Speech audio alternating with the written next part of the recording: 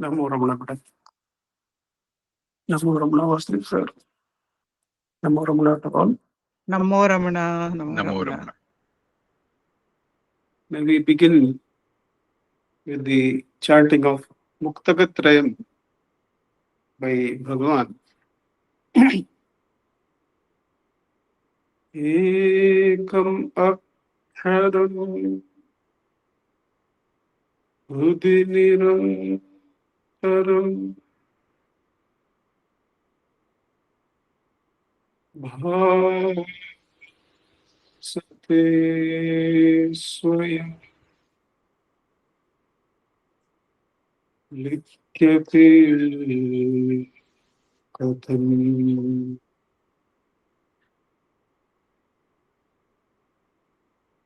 Hridaya kuhara madhye kevalam brahmamatram yaham maham iti sakya atmarupena bhakti Hridhi vishabhanasa svam chinvata ajjata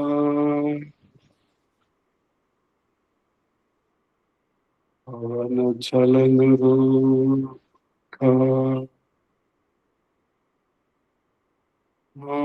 atmanishto bhavatvam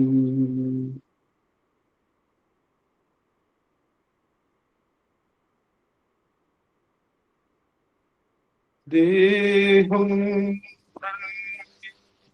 jada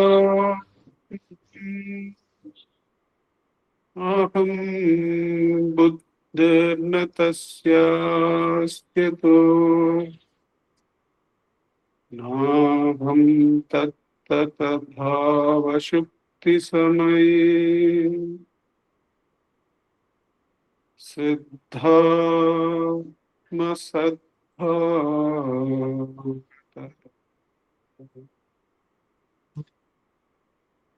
Oh, bhavayuta tuto dhiya drushta nishta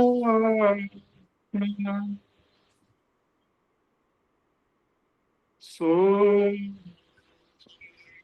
spurtitaya aruna chala shiva om vibhati swayam so spurtitaya aruna chala shiva Purno vibhati swayam.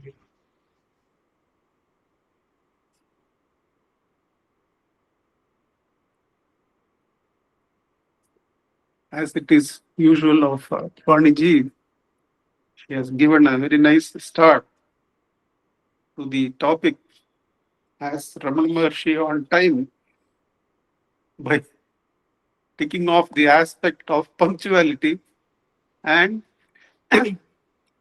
Bhagavan, as she is pointing out,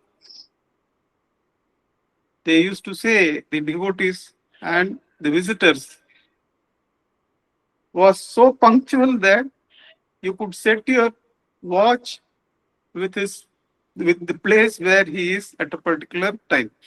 If he is in the Goshala, then you can set the time. If he is going for his evening walk, you can set the time. So punctuality or the importance of valuing time as the most precious resource on this side of life. We'll see what is this side of life and that side of life. On the side of samsara, on the side of the worldly living, the living in the relative area, time is of essence. And a devotee, in one of the talks, he begins by asking Ramana, when am I going to get self-realization? How long does it take to get self-realization? Talk number 600 or so. Just this evening, somebody was reading. So the duration, the time, how much time it is going to take us to get self-realization, Bhagavan leaves the time aspect.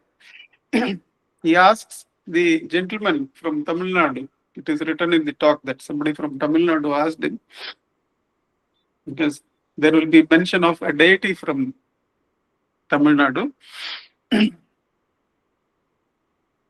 And Bhagavan says, what do you mean? He leaves the duration question.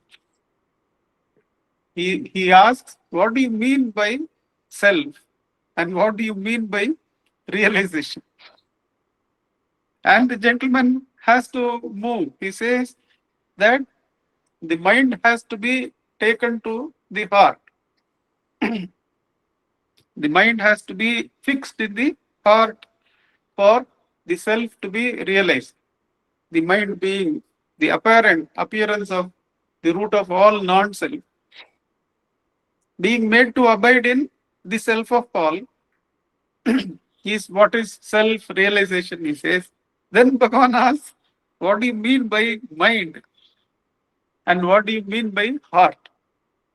And that gentleman, being from Tamilian of the Vaishnavite persuasion, he says all these are, the mind and heart are avatars of Perumal.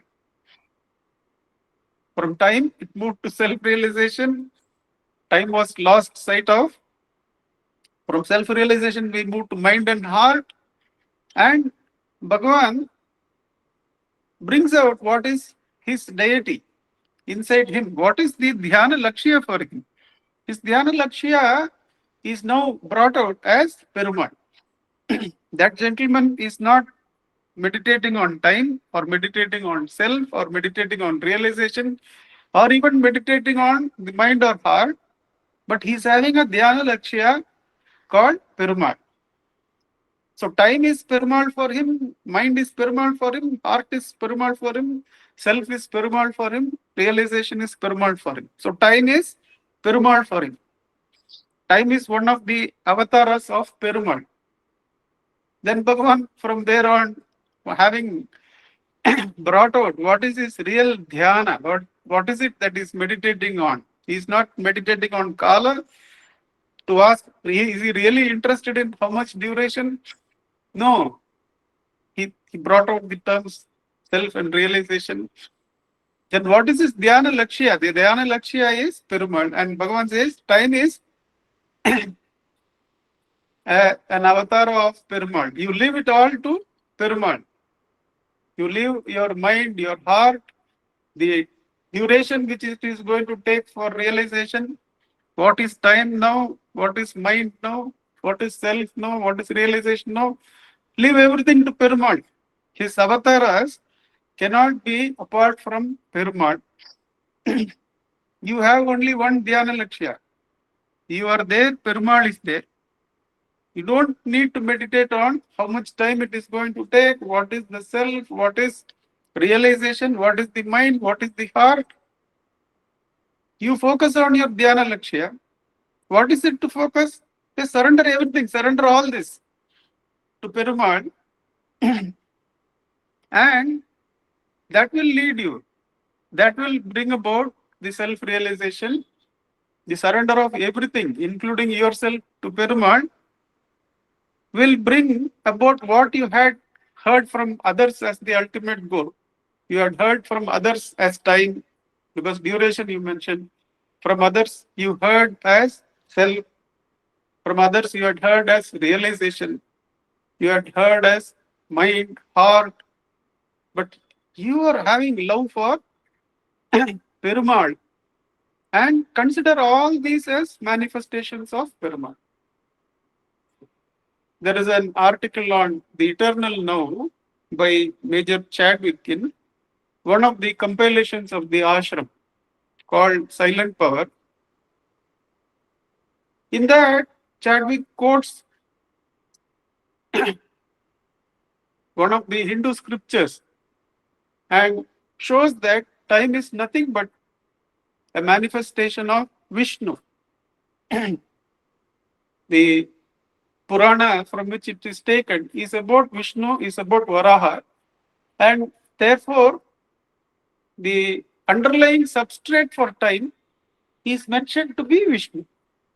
In the talk, the underlying substrate for time is mentioned to be Perumal, the Dhyana Lakshya of that person.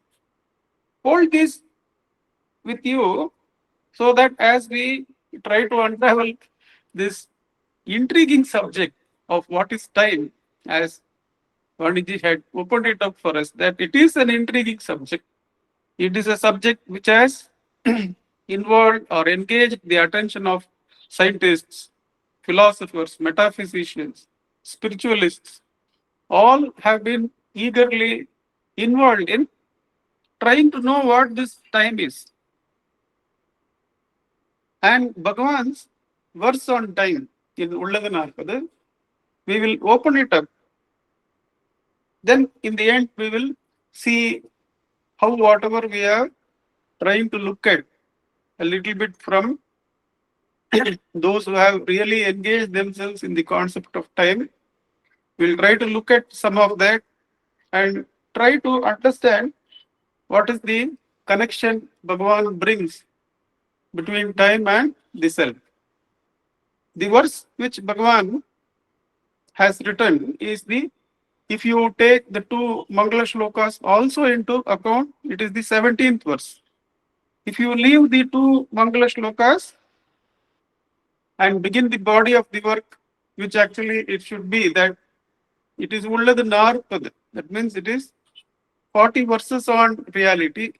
So the body is actually 40 verses. So the counting can begin from the verse number 1 after the two Mangala shlokas. That way, this will be the 15th verse.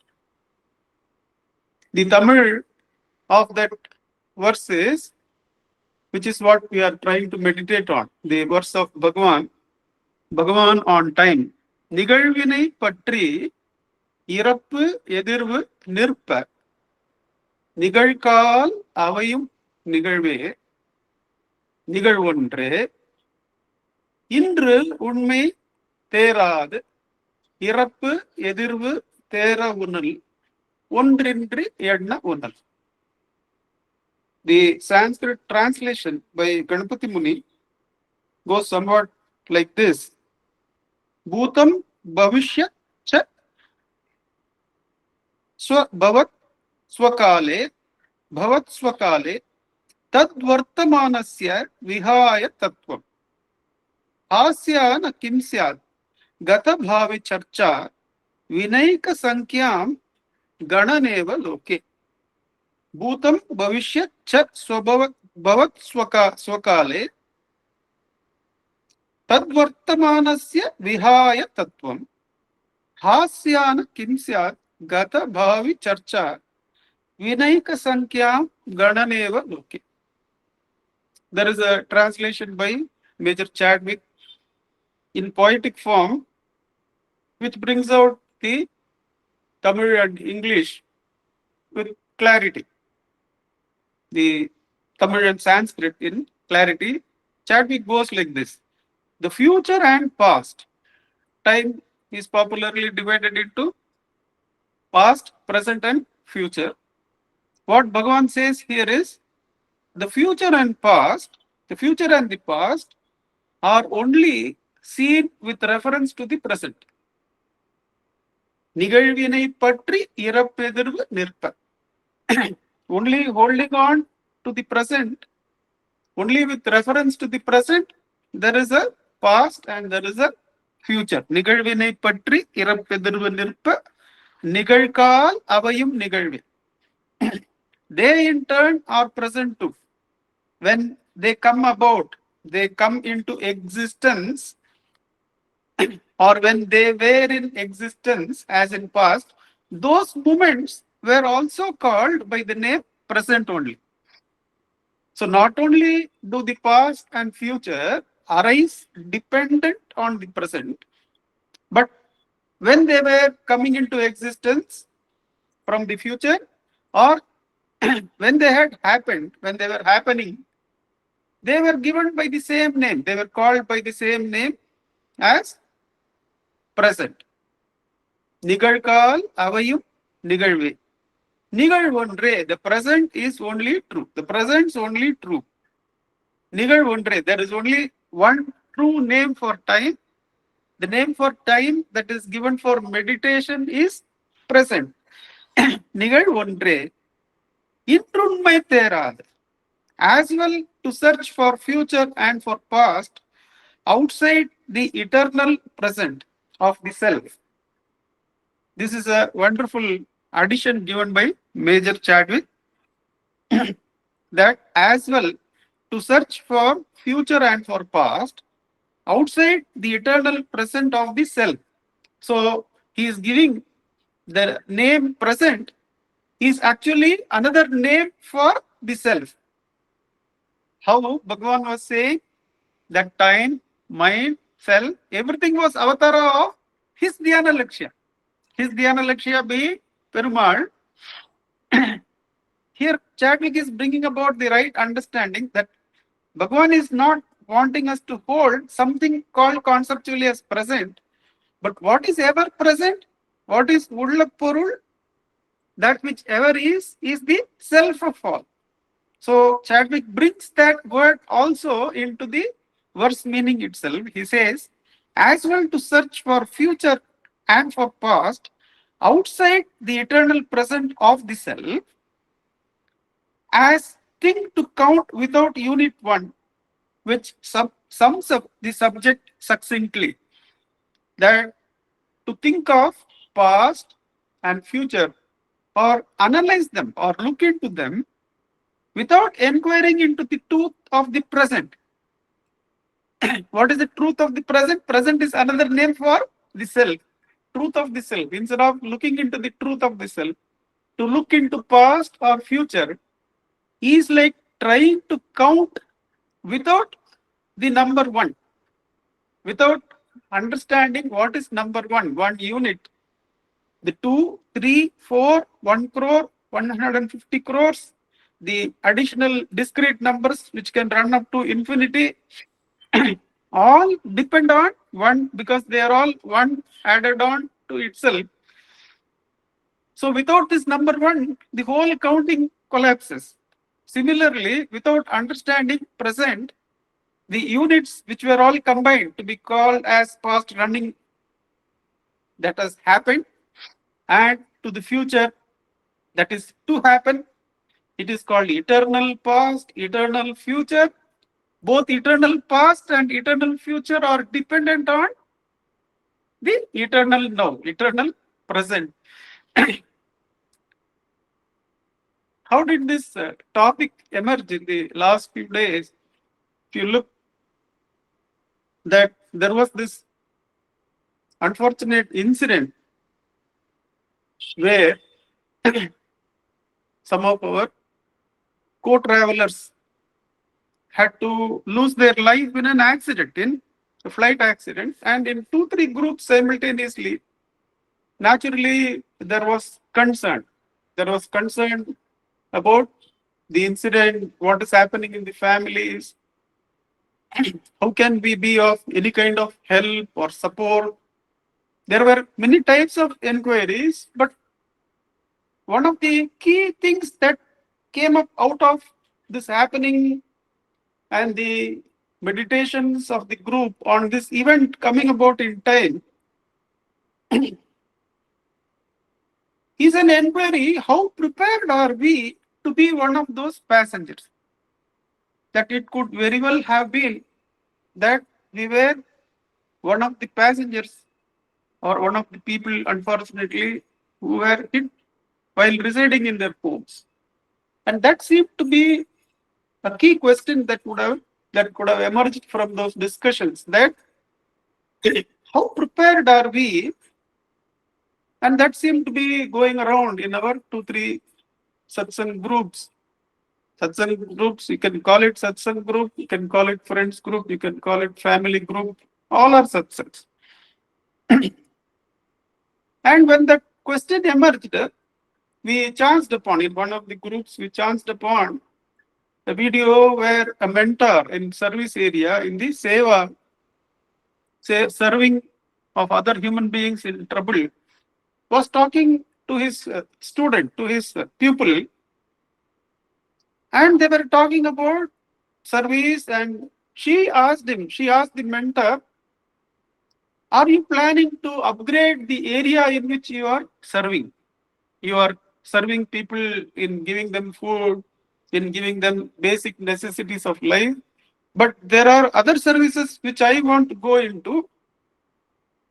Are you also interested in going into these new areas of service which I want to enter? And the mentor said something very interesting. He said, no, I am happy with the area in which I am serving because I don't have any regrets in my life. I absolutely have no regrets with where I am. And that stood out in that interview, that having no regrets about the past, about whatever has happened, absolutely no regret about the past, means we are happily ready to be one of those people. If you have absolutely no regret, then some other inquiry came up in the group that how can you be sure that none of those regrets remain hidden, some of those regrets remain hidden and would suddenly manifest in future. We may be imagining that we are completely free of regrets, but it may be that, as they say in Vedanta, some vasana remains hidden. So we built a corollary. We built the other side of this, that what is it to be completely free of all regrets of the past? That means no memory is teasing us. No memory is irritating us. No memory is coming to haunt us. We have absolutely no flicker of like or dislike when a thought comes. It is all a burnt rope. The entire memory is a burnt rope. But what was the corollary? The corollary was that we have absolutely no anxiety to become something in the future. The indication that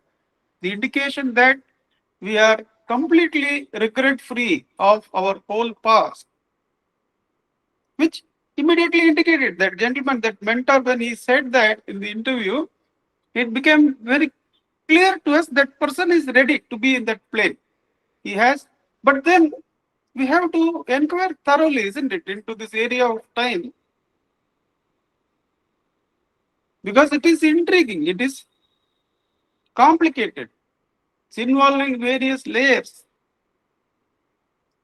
So as best as we can, we have to be thorough in the inquiry, so that our meditation on time, we are not meditating on mind, we are not meditating on self, we are not meditating on realization, we are not meditating on Perumal or other dhyana lakshyas, we are meditating on time. We have taken time as our dhyana lakshya, and we are finding that time is divided into three, and Bhagavan says that the past and the future arise depending on the present, and the past and the future were called as present when they were coming about into existence. And further that, to inquire into the reality of the past and the future without inquiring into the reality of the present, which is another name for the self, but let's keep the self pending. let's still keep it as present, without inquiring into the present, is like trying to count other numbers without knowing anything about number one. That is the verse he has said. Therefore, there is a corollary to a completely regret-free past. What is the corollary? The corollary is that we have absolutely no anxiety to become anything in the future. That means we come to this idea about a hazy idea at best, that the whole of the past and the whole of the future we can understand something in terms of regret and anxiety. What is this? The time inquiry has suddenly changed into concepts like regret and anxiety. Where does this all suddenly come from? In practical life, unless the consciousness, the jiva, is free of all regrets of the past and completely free of all anxieties about becoming in the future, there is no way to face that eventuality which those people were brought about by Kala, by time.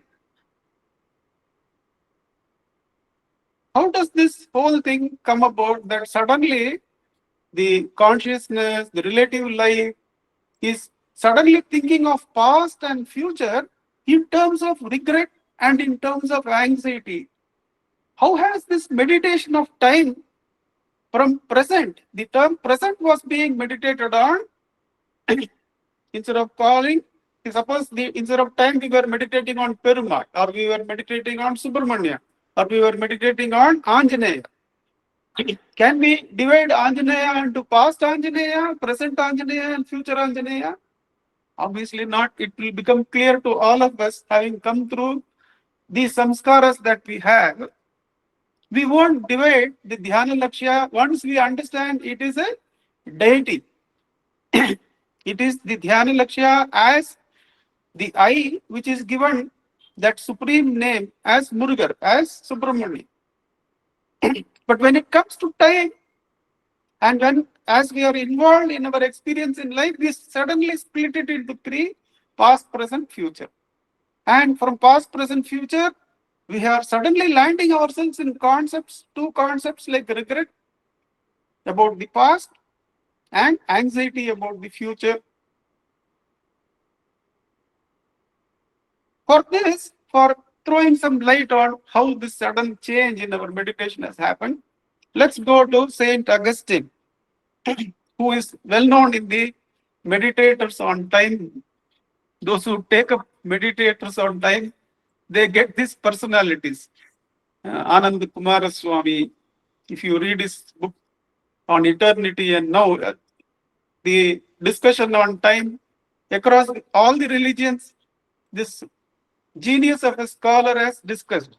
There is an internet archive download. Those who are interested can see that, but only to come to the real meditation of the present, not as a scholarly thing. But he has discussed the same thing, and the beauty is that he finds that the meditation on time by the various religions are not different from each other, or not even different from philosophers' discussions or even scientists' discussions on time. But then we go to Augustine, and Augustine opens up this meditation on time by actually praying to God. So his dhyana lakshya is God, and he's praying to God to give him clarity in his meditations on time. He's praying, let my mind have the clarity. And he comes up with this idea that the past, present, and future are actually existing together only in the mind. He makes a statement which gives us some inkling about this. He makes a statement about the a priori nature of time by asking, it's a very well-known statement of Augustine. He says, what was God doing before creation? What was God doing before creation? Just 4 5 words. What was God doing before creation? From that, it is very clear to us that there is nothing like before as far as God is concerned, because God is beyond time. The God to whom he is praying is beyond time. So the question is redundant that there is nothing like before about God before creation. What he was doing before, there is no concept like before. But then it throws a beautiful pointer to us that the creation is preceded by time. That when the question, the gentleman asked Bhagavan, when am I going to reach God? That means, when am I going to reach as an end in time? Here, Augustine is asking about the creation, the beginning of creation, by making this question as what was God doing before creation. So that means without time, there is no thinking of creation. Time is one of the fundamental modes of thinking. The moment you come into thinking, you can't think of things without time. You can't think, the moment you think of things, there is time there. What is meant by that? We can't think of things without time. Time is a priori. There is an a priority of time before creating anything. That means you are now meditating on something which is going to take you to a position where the entire creation is not yet there. Time can remain independent of creation, but creation cannot remain independent of time. How is this experienced? How are we to experience this? That the time is basic to seeing some objects in creation. That when you see some objects in creation, we feel there is only seeing, there is some distance. But then Immanuel Kant and Augustine, they see that without time as underlying, there is no creation. And without time as a priori, as precedent, there is no creation. So the meditation on time is going to take us beyond creation, because time and its source lying a priori to creation. But is there any present scientific investigation into this to show us something about the reality of this? Fortunately for us, in the last decade or so, though there have been indications of this quite few decades ago, even with Einstein, even when our Major Chadwick writes on time, he investigates very nicely about how time is there in space.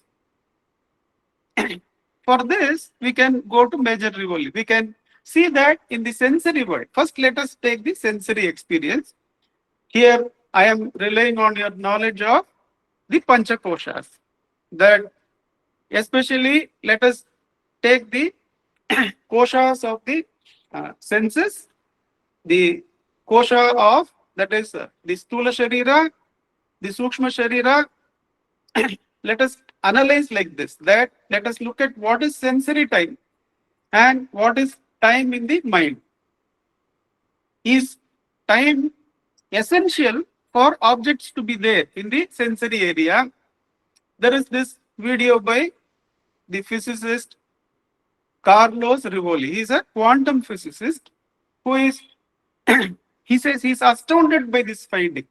What is the finding that he is having? We know that in our sensory experience, the present is here. The moment you want to say something about the present, it has gone into from the future, something came, it came into the present. In the senses, it immediately became something you can recollect. It became the past. Like this, the time seems to be flowing from the future. It comes, is there in the present, but before you can tell anything about it, it becomes the past.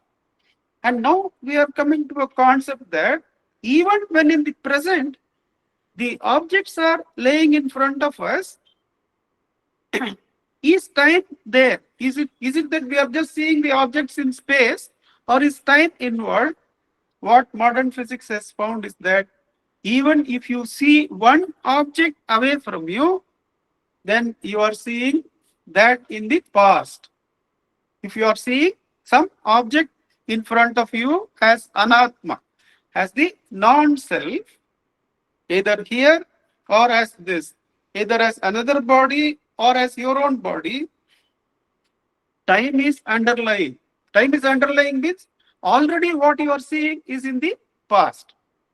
How is that? Let us slow down and understand this very well, so that when we are applying this to the mind also, we will be clear. When we are applying this to the buddhi, which I am going to take up, and when we are applying this to the dhyana lakshya of Perumal or Anjaneya or as time, what is inward? What is, what does it mean when you have an objective meditation and when you turn it into a subjective attention of the self? So this clarity given by Carlos Rovelli is going to be very important in our understanding as to Anya Bhakti and Ananya Bhakti, Anya Dhyana and Ananya Dhyana. So let us slow down and understand how perceiving units of objects in space is actually involving time. And as you see further, they are all farther away in time. For instance, the sun you are seeing now, when obviously not now, the sun you saw sometime during the day, that we all have seen that in our various exchanges, that you are not seeing what is coming to your eyes, is not the sun of the present moment. It is the sun as it was 8 minutes ago. It takes the light in the medium called space. There should be a light which falls on the object and comes to the sense perception, so that the sense perception can see that. It takes 8 minutes for light, the sensory light, to come from the sun to our eyes. That means when you are seeing the sun, you are seeing the sun as it was 8 minutes ago. When I am seeing this console, this mobile, I am seeing it as it was a few nanoseconds ago in terms of the atoms cycling within itself. When I see my own body, when I see my own body in the sensory plane, then I am seeing as I was a few nanoseconds ago. I am not seeing myself as I am in the present. I am seeing myself. When I am seeing myself as an object of perception, as the physical body, or as a thought, I am only seeing myself as I was a few nanoseconds ago in the sensory time. So what does that mean? When we turn our senses inward to look into thought, the sensory time collapses into zero. The whole of past sensory time and the whole of future sensory time becomes zero when the attention is inward turned. Those are the sadhanas given in our Ashtanga Yoga.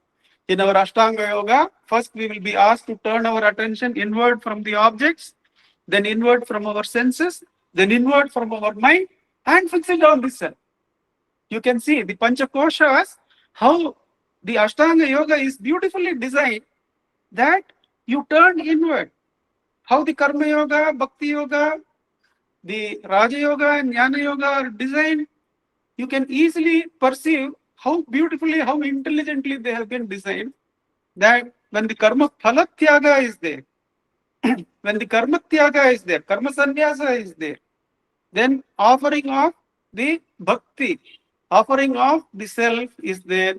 We find how the sadhana has been designed that one goes inward from the sensory time to some other forms of time which we can see.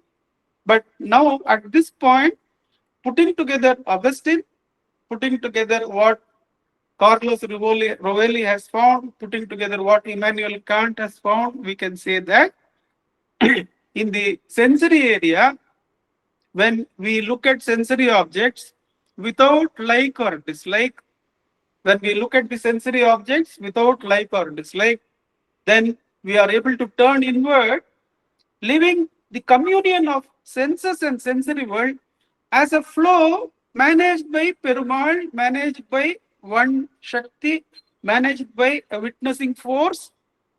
This is what is found when you come to the mindfulness practice also. That in mindfulness practice, it is called look at it without like or dislike, the sensory objects. When you are looking at the sensory objects without like and dislike, what are you doing? You are putting aside the individual will. The same thing is said surrender. So when you surrender or when you look at the sensory objects without like or dislike, the sensory time, the engagement of the senses with the sensory objects becomes one flow. And where is that flow? Let's say you are listening to me speaking. There is a sensory activity. But if you are listening without like or dislike to what I am speaking, then you have surrendered the sensory living to one energy which is managing that whole area, and you have transcended into attending to your inner forces. Now, is that enough? Some of the ones may say, now I am ready to get into the plane. But then this one flow of sensory life is not undisturbed. It is having undercurrents. It is having undercurrents which can throw us back into sensory life. What are the undercurrents we find? Again, we go off to the Panchakoshas. We have the Prana Shakti, we have the Mano Shakti, we have the Buddhi Shakti, we have the Atma Shakti. Atma Shakti, let us keep it as relative. All these are undercurrents. We have just surrendered the sensory life. And with Augustine, we find that there is no past, present, future in sensory life. There is only past, present, future in the mind. Once you surrender the sensory life to the one Shakti, to one, you call it God, or you call it the Spurana, or you call it the witnessing force, to that you have surrendered, you find that the past, present, future are there in our mind. There is no past, present, future really in the sensory area. And that is what Augustine finds. That Augustine finds with meditating, with the support of his prayer to God, he finds that the past, present, future, they don't exist in the sensory world. Only the sensory present exists in the sensory world. The sensory past has gone. The sensory future is not yet come. What is existing in the sensory world? It's only the sensory present. But that too is not without the concept of time. We took Rovelli to find that even in the sensory present, you go like this and perceive objects in a straight line. You are only looking at past. You are not in the present. And having understood that, we have done pratyahara and we have turned inward, let us say. We have turned inward that the past, present, future, they exist in the mind.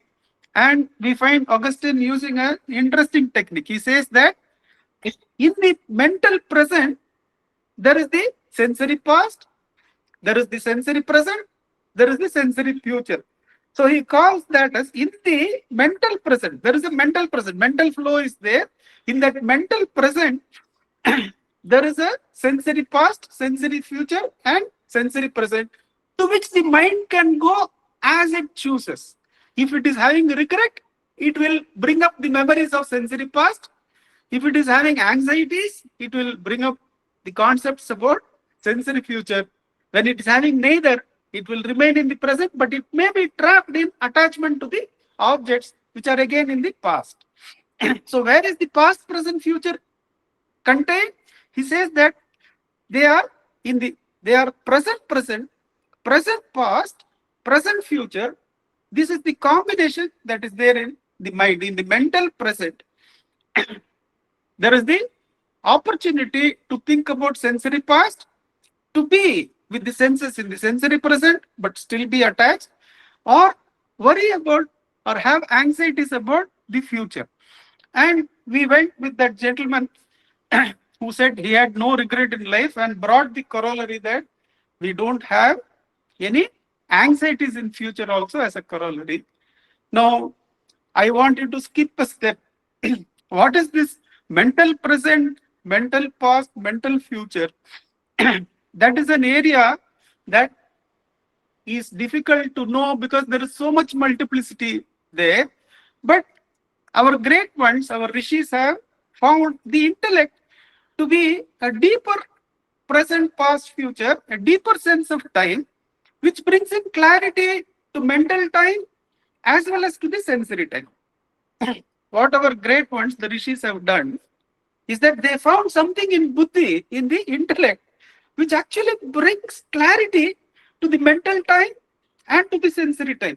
What is this clarity? They found that the intellect always divides whole of mental life, whole of breath energies, whole of sensory life into just two, into dyads. That is where they develop the dharma practices like divide life into right and wrong, like and dislike, but always worship right, always worship the good.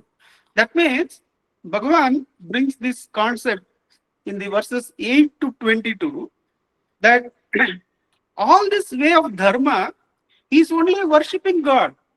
We have given God the name good and bad, good and evil, and we are asked to meditate on what is good and practice that only. And the diet that Bhagavan takes up there is Ariva Ariyamai. We have divided the whole of mental area, the whole of breath energies, the whole of sensory world. We have divided into knowledge and ignorance. And what do we seek? Obviously, we seek only knowledge. So we are worshipping God as knowledge, he says. He says in verse 8, actually, when you think you are following ethics, you are only worshipping God. எப்பெயரிட் எவ்வுருவில் ஏத்தினும் ஆர் பேருருவில் அப்பொருளை காண்பழி. In whatever name you give and worship, you are only worshipping the supreme being which is beyond name and form. So that means when we are following dharma, we are not giving the name Perumal, but we are giving the name right action. Wrong action to be eschewed. Life is divided into two as right action, wrong action. Eschew wrong action. Hold on to right action. You will get purity of the mind. That means the great ones found that in the buddhi, the whole of past and future are only called now as good and bad, or good and evil, right or wrong. Let's take those basic divisions. It can be called clarity, confusion. You can call it by any other name, but it is fundamentally divided into two opposites. You can inquire into the buddhi just taking any of those two opposites. And let us take the opposites of like and dislike to look at the buddhi. What clarity does it bring in? In the buddhi, there are only these two. Therefore, the entire area of mind, which I said is made of many complex thoughts, where past of the mind, where future of the mind is there, it is difficult to look at. Therefore, they have taken the buddhi, which is instead of one, they have divided into two. They have divided the whole of mind. A thought can be a good thought or an evil thought. A thought can be a right thought or a wrong thought. So, they have brought the meditation on buddhi, then they have divided the time into just two. And are they asking us to pursue both? Are they asking us to pursue both right action and wrong action? No, they are asking us to pursue only right action. So when dharma is there, they have removed delta t. They have removed the act of becoming something. The act of change has been removed because there is only one object to be held. There is only right to be held. Always right, right, right, right. That is what is called as the dhyana lakshya. In that gentleman's case, it is Perumal. Holding on to Perumal, the buddhi from right action, which brings practical connection, right, always meditating on, right? That is given the deity's name as Perumal. Then at that point, what happens? The delta t or movement in time or time as past, present, future goes, we have only meditation on one. That means we reject the past, present, future really only when we come to dharma or when we come to dhyana. When we want to hold right action, we have divided the whole of the mind, the whole of prana, the whole of the sensory world into only these two in the buddhi, the right and the wrong. And we are not pursuing wrong, we are pursuing only the right, but still it is objective. Even when you meditate on dhyana lakshya, it is still objective. Though there is no movement into past or into future. In dhyana, how does Bhagavan define dhyana? When somebody asks him, what is meditation? What is dhyana? Bhagavan says it is holding one thought to the exclusion of all else. That means there is only the meditator and meditated. The whole of the concepts of all the objects in the sensory world, all the objects in the mental world have been put aside, and only one lakshya, only one thought takes their place. That means the whole area of past and whole area of future is now brought into the present. The present being only the dhyana lakshya. You call it Subramanya, you call it Ramana, you call it those, but those mantras have to come from the right person to have the adhikara, they say. But you understand how the past, present, future has been intelligently brought to just two by the buddhi, and from two to one. They don't ask you to follow both the opposites. They ask you to follow only one of that. So the dhyana lakshya is made one. There is the dhyani and the dhyana lakshya. So the whole of time has been coalesced into one. And this is what we had done unknowingly or knowing, while finding out that we are ready to board the plane. We are ready to be in that plane where the physical life comes to an end. What is it? What is it for the physical life to come to an end? When somebody asks Bhagavan, when the physical life comes to an end, will the intellect continue? Will the buddhi continue? And Bhagavan, as usual, questions him back. He says that we'll forget about death. What happens in deep sleep? In deep sleep, once you wake up, does your mind continue or not? Does your buddhi continue or not?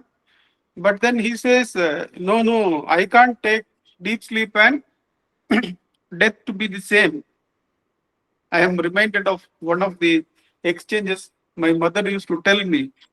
My mother used to tell me I was so afraid of death that I used to keep pestering Appa. I am so fearful of that event that I'll keep asking him. And after many pesterings, he will come up with this.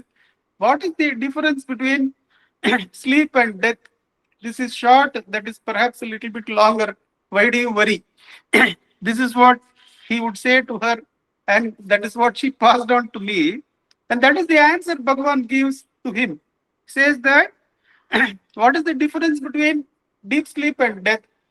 But Bhagavan gives it in a more beautiful way. The deep sleep is between two waking states, and the death is between two births. That's all.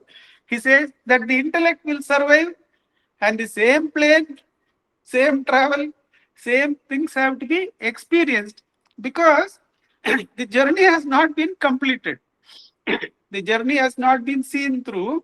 We have somewhat worked out with the sensory world, but we have not understood how the intellectual journey continues for the relative eye. And what is it for that to be understood completely is that what is the sadhana given? The intellect brings one advantage, that the whole sensory area, the whole mental area is now divided into just two. So that is the necessity to practice dharma. That is the necessity to practice dhyana. That from the multiplicity of sensory objects, from the multiplicity of mental objects, all involving time. Because what did we see? None of these objects can exist without the existence of time. And when you understand and transcend time, you are transcending all the gross and subtle objects once and for all.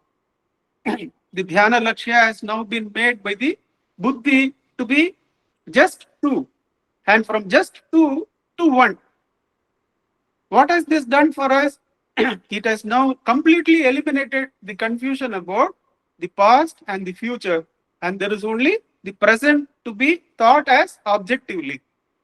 If you look at Rovelli's presentation about quantum physics, he says that in his investigation into quantum area is the subtler and subtler aspects of the creation. They come to a point where delta t is gone, where time is of no essence anymore. Time as an aspect of change is no more important. They can draw the formulae for creation in that area in quantum physics without the concept of time. Where have they gone? They have gone perhaps to that practice of dharma, that practice of dhyana, where the sadhaka has completely understood that all this multiplicity is all illusory. There is only one thought to be meditated on, and that thought is being good. Let me be a good person, and that goodness is the only concept I am going to meditate on, or that thought is only Murugan. Kandrashashti Kavasam is the only mantra I am going to meditate on. Whatever other thoughts are there, they are going to be effaced, just holding on to this one dhyana lakshya. All the happenings, all the knowledge are all surrendered to this one dhyana lakshya. What have we done when we come to this practice? The practice of ethics, the practice of dhyana, we are now getting away from the clutches of time in many of its confusing aspects. Time is very confusing to the scientists, to the philosophers, because they feel time is different, space is different, time is different, objects are different. But time is underlying all the objects. If you see two, there is time. To see another, there is time, but there is no movement in time. There is only one object if you see, but still there is time involved, because what did we see earlier? We saw that the time need not be left and right. How did we overcome left and right? Let us trace back a little bit. We said we brought two concepts, that the past is nothing but memory, or let's say regret, and the future is nothing but anticipation or anxiety. Now, what have we done? We have replaced the past, we have replaced the future with something which we can deal, which we can do sadhana about. How do regrets and how does anxiety come?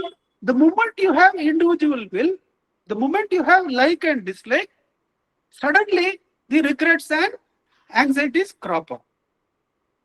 So we saw that to look at the sensory flow without like or dislike, it turns us inward.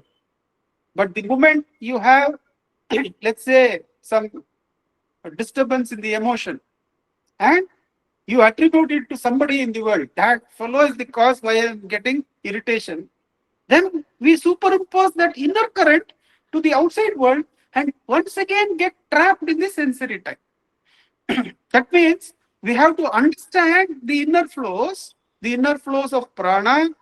There is only prana which is connecting us to the outer world.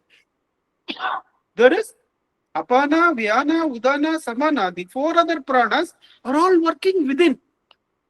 Now, unless these are all balanced, unless the mind is balanced, unless the emotions are balanced, unless the intellectual connections are balanced, unless the persona related data is balanced, the inner currents will bubble over and we will be pushed back into the sensory world. So where have we come now? We have come now to understand the one flow of life in the sensory world, but that flow has undercurrents, has currents from deeper dimensions, which are understood, and in the same way of not having like or dislike, those energies are crossed. We have come to the buddhi, where in the buddhi, the great ones have now removed the multiplicity and has given us only good, bad, right, wrong, knowledge, ignorance. Just the entire life is divided into two. But do they ask attention to follow both? No. They ask us to follow only one.